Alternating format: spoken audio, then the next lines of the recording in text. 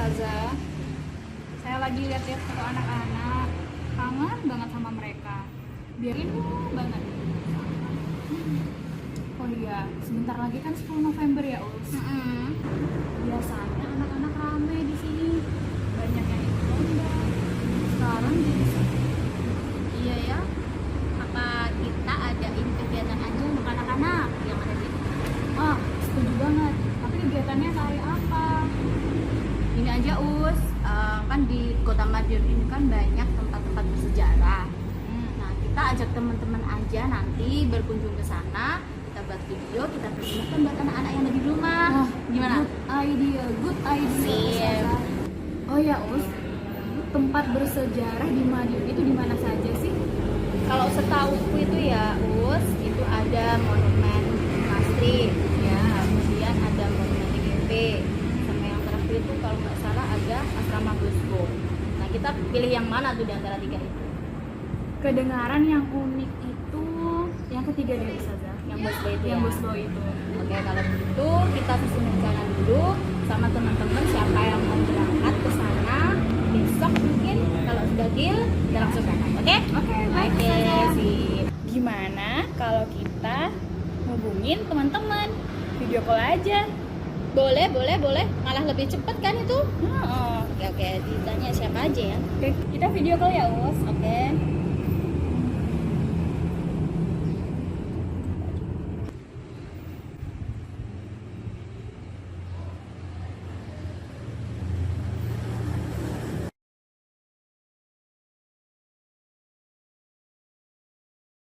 Halo, assalamualaikum, Us.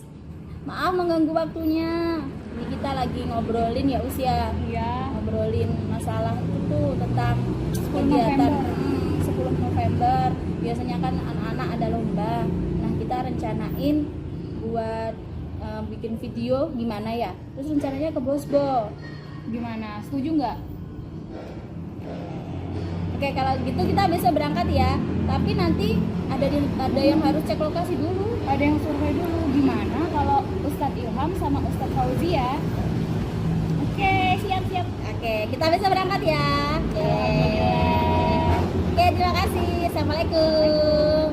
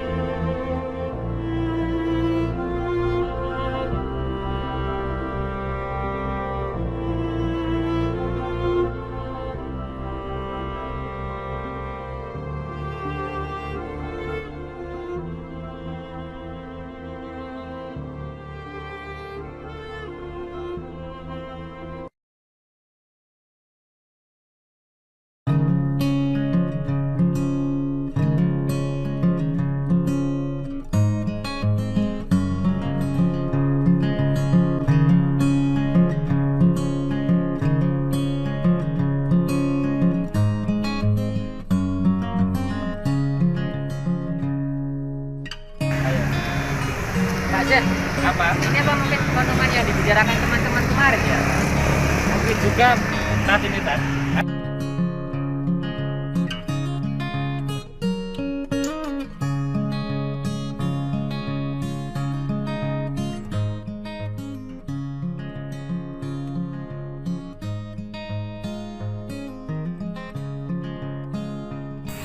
Tat, ayo masuk sini daripada kita jadi penasaran, lihat-lihat. Siapa tahu kita tambah ilmu nanti ya. Iya. Itu memang ada orang. Itu Itu kita bisa bertanya-tanya. iya. Assalamualaikum. Setiap aktivitasnya kok di sini ngapain ya? Iya, kebetulan saya ingin melihat monumen peta. Ya, kebetulan saya pribadi adalah anggota komunitas Kompas Madia atau Komunitas Pelestari Sejarah Madiun Rakyat. Nah, cocok ini Pak Ilham. Bisa tanya-tanya nih ya. Alhamdulillah ya. Alhamdulillah bisa ketemu di sini. Soalnya gini Mas, kami juga ingin menggali tentang sejarah Madiun, khususnya Iya. tentang ini tadi, Iya, tugu peta atau monumen peta ini. Iya, iya. Peta sendiri nih kepanjangannya apa ya kalau boleh tahu nih? Peta sendiri itu kepanjangannya dari pembela tanah air, Pak. Pembela tanah air. Jadi dulu itu pada zaman Jepang, waktu penjajahan Jepang nih, Ya. itu pada tanggal tahun 1943 dibentuklah pembela tanah air ini. Berarti untuk melawan musuh nih ya. Iya, ini nanti keperluan untuk Perang Dunia Kedua untuk melawan musuh. Itu. Kemudian peta sendiri sejarahnya dari awal sampai di Madiun ini bagaimana sih Mas? Ya, sejarahnya dari awal sebenarnya ini peta ini adalah inisiatif dari beberapa tokoh umat Islam di kancah nasional kayak nanti Buya Hamka terus menginginkan bahwa pasukan tentara Jepang itu harus memanfaatkan tenaga rakyat Indonesia untuk pertempuran. Nah, di situ Jepang dibujuk untuk untuk membuat itu tentara sukarelawan seperti itu, sehingga terbentuklah peta itu. Jadi itu nanti peta terbentuk pada bulan Oktober 1943 ya, itu seperti Berarti itu. intinya peta itu rakyat biasa Ya, yang dilatih oleh tentara Jepang, Iya. bersenjatai, Iya. nanti digunakan untuk membantu Jepang berperang. iya Oh, itu. seperti itu.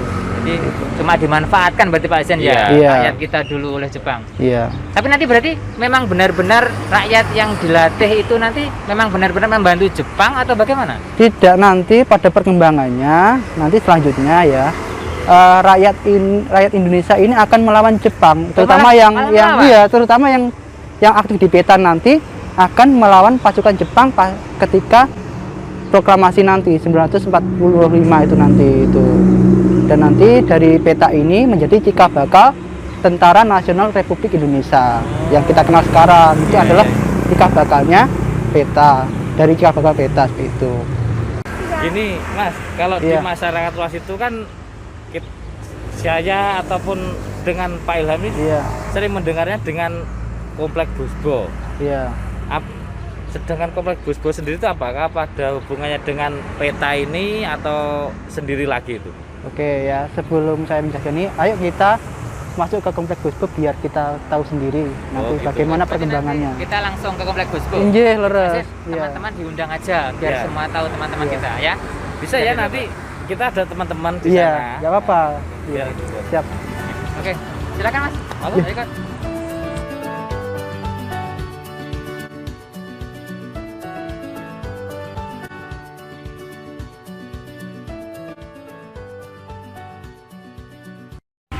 Tunggu bentar Mas ya, saya teleponnya dulu teman-teman.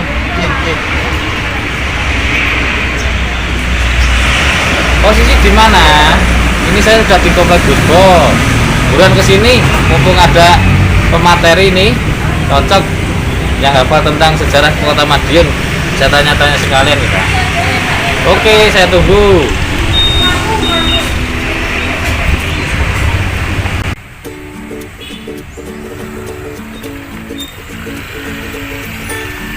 Teman-teman sudah datang.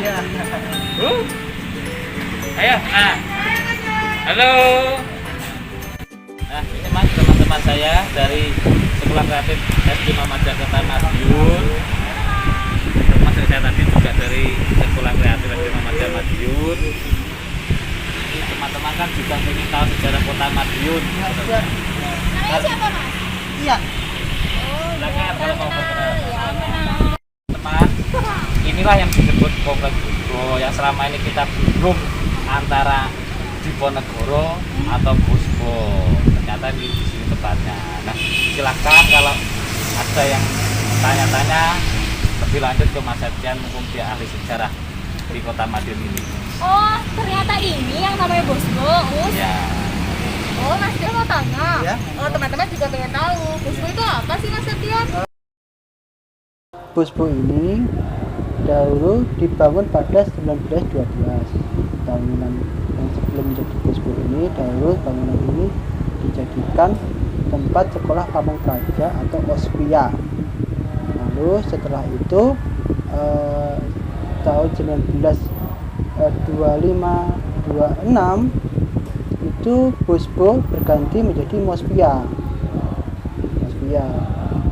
Kedudukan Mospia ini juga sama sebagai sekolah pamong praja, artinya orang-orang yang akan menjadi pegawai negeri pemerintah kolonial Belanda ini disekolahkan di Mospia atau Ospia dahulu sebelum menjadi pegawai negeri.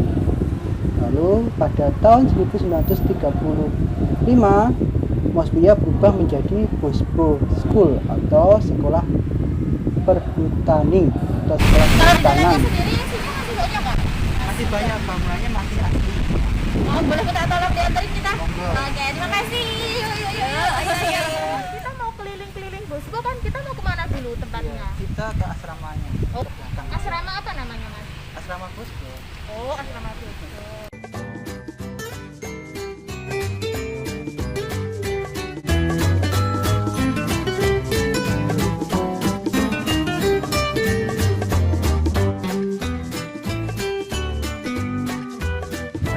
Ini kan dulu tempatnya buat asrama pelajar itu, buat tidurnya pelajar.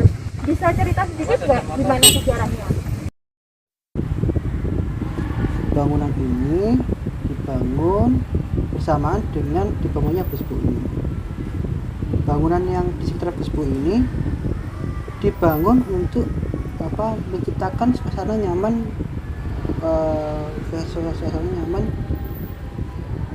pada para pelajar dan pegawai-pegawai yang bekerja di Bospo. Di dalam Bospo ini memiliki banyak fasilitas.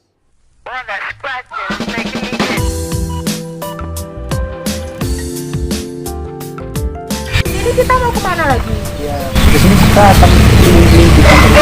Oh iya, kita akan keliling-keliling ya.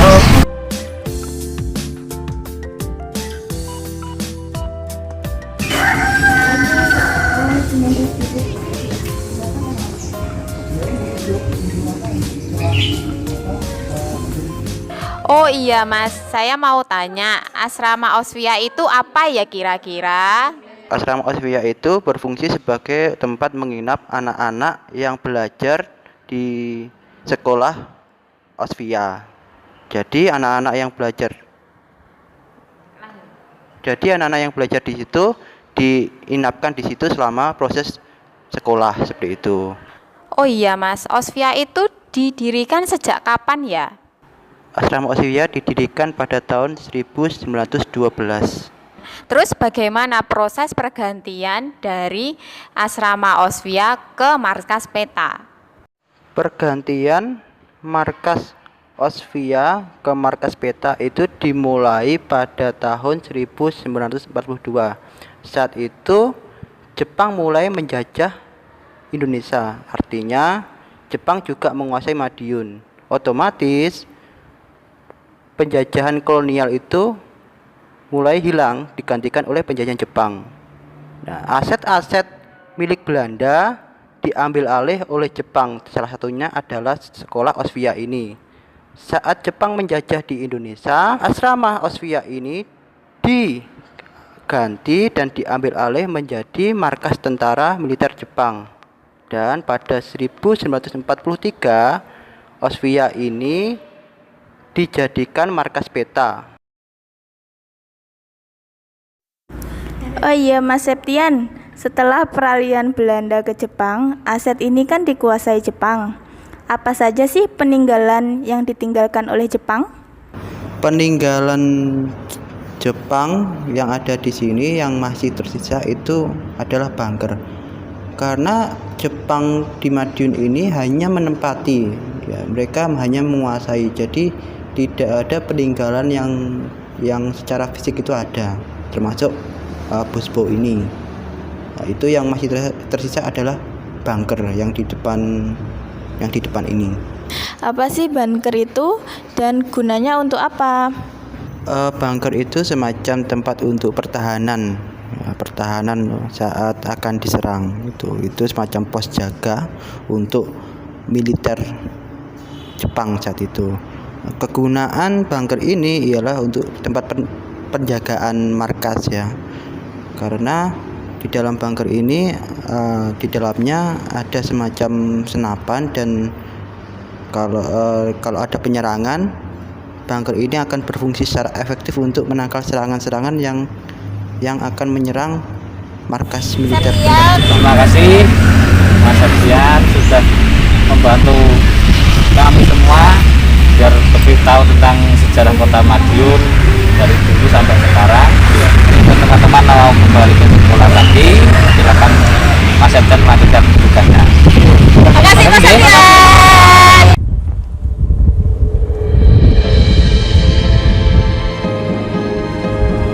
Untukmu, pahlawanku.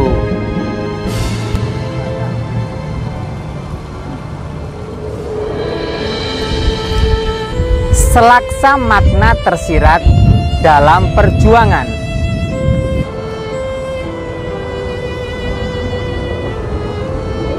Mengenang kobar semangatmu demi kemerdekaan.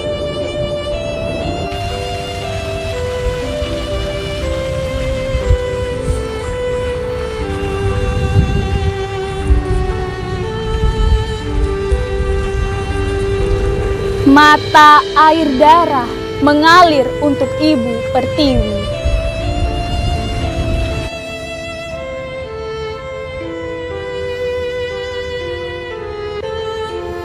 Berjuang sepenuh jiwa walau raga hancur untuk negeri.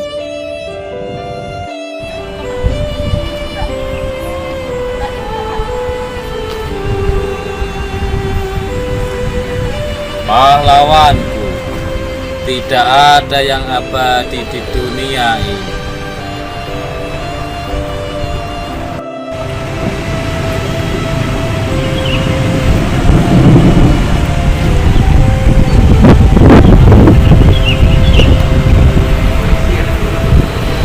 Namun, kemerdekaan ini telah kunikmati.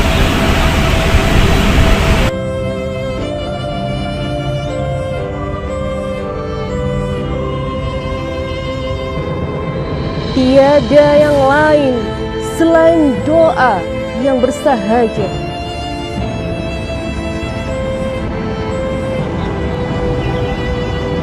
Semoga engkau tenang di sisinya.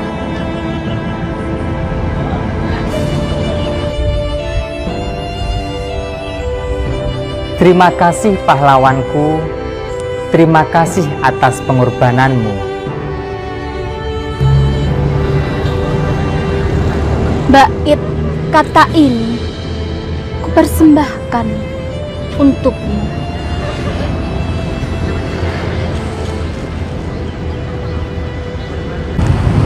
Kami keluarga besar Sekolah Kreatif SD Muhammadiyah Kota Madiun mengucapkan Selamat Hari Pahlawan 10 November 2020.